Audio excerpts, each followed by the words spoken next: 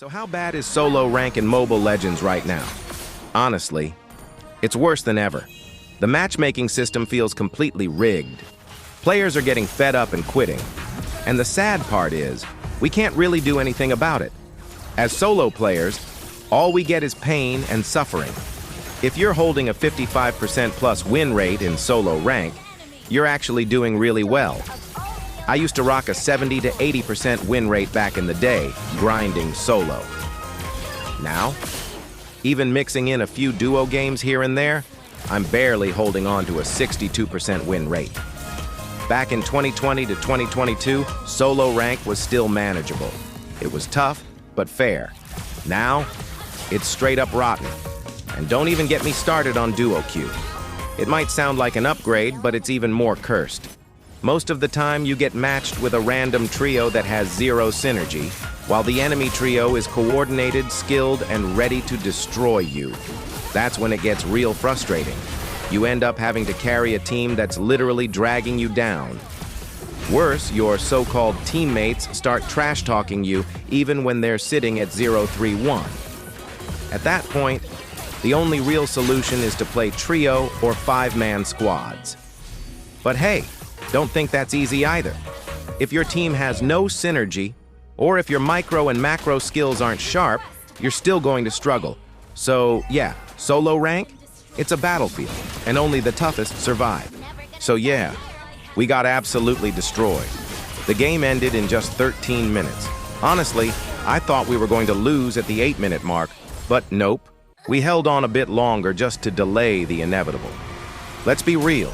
We lost this match before it even began. Why? Because the draft phase told the whole story. There were so many red flags during drafting that it was clear. No matter what I did, no matter how well I played, this game was doomed. And honestly, I don't even feel like explaining the reason. It's just one of those games where everything is stacked against you. In the next game, I was playing trio with Rion and Doom. Now, Doom was on Phoveus. And honestly, I don't think Phoveus is getting an epic skin before Doomsday. Man's been forgotten by the devs. But here's what's really bothering me. Why am I getting Nana as my team's mage in every single game? Is it because she's easy to use? Or are players just not skilled enough to pick meta mages like Juxine, Sicilian, or Selena? On my server, Franco is basically our national tank. Nana is the national mage, and Alucard or Argus, absolute fan favorites. Anyway, I'm getting off topic. Let's get back to the game. In this game, the enemy team picked Minsithar and Saber to counter me. But here's the thing. When you're a good Joy user like me, counters don't matter. Sure, on paper, Mincy is supposed to be a good counter to Joy, but in my book, the only real counter is tank Badang, or suppress heavy heroes. Badang is just too annoying to deal with. The truth is, as you improve with Joy, your counter list shrinks. Eventually, you'll be confident facing almost any CC hero, except those with suppression, of course. Now you might be wondering, why is that? Well, because there are 3 phases of Joy users, or more accurately, 3 types of Joy players. Phase 1, the beginners. These players dash so fast it's like they're trying to break the sound barrier. But they forget one crucial thing, the beat. If you dash on beat, Joy's damage skyrockets. But these players think Joy is weak because they're off beat, and then rage when an enemy Joy melts them. My message to them, dash on beat. 3 on-beat dashes and your Joy turns into an absolute monster. Pro tip. If you see a lightning mark during your dash, it means you're on beat. But this only works with Joy's default skin and basic look. I can't speak for the other skins, I don't have them. Phase 2. These players know about the beat, and focus so hard on it that they start missing dashes altogether. They dash right into enemies, get clapped by CC, and die instantly. They see heroes like Eudora, Saber, or Fredrin, and start panicking. What they don't realize is, if you dash 3 times on beat, Joy can actually immune a lot of CC. These players often stay stuck in this phase because they keep dashing in front of enemies instead of using jungle creeps or minions to trigger their first beat safely. But hey, they're still better than Phase 1 players. Phase 3, the pros. Players like me.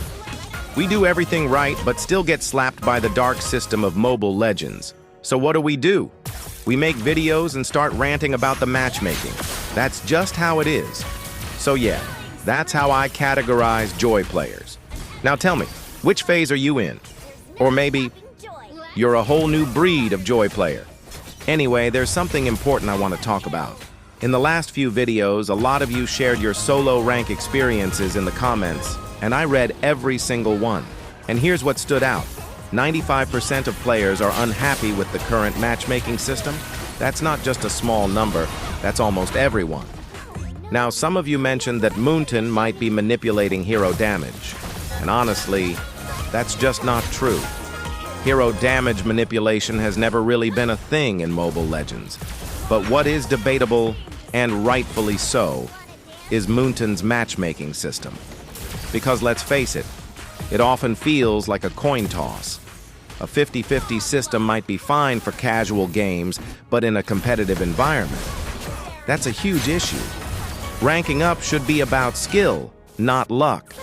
And when it isn't, it becomes frustrating and discouraging. So, what's the solution?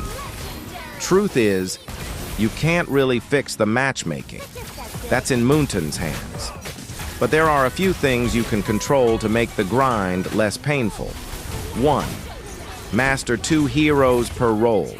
One should be meta, the other should be your comfort pick. When the meta shifts, swap out your meta hero and adapt. This keeps you flexible no matter what the draft throws at you. 2. Don't trash talk during the game. Save the salt for after the match, if you really can't hold it in. During the game, focus. Help your team, even if they're struggling. 3. Adjust roles when needed. Even if you've got the better win rate, sometimes you've got to swallow your pride. Show your stats, sure, but if someone won't switch, you adjust. For example, if your team already has a jungler, mage, roamer, and gold laner, just take EXP lane and pick a strong meta hero for that role. 4. Take breaks. Tilt is real.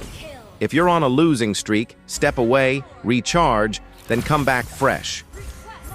And finally, I have to step away from the game.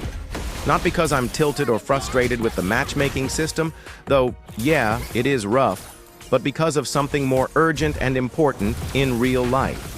For the first time on YouTube, I'm actually getting views. I've been able to connect with so many of you, and that honestly made me really happy. But unfortunately, I just won't have enough time to keep playing or editing videos right now. That said, I'm not disappearing completely.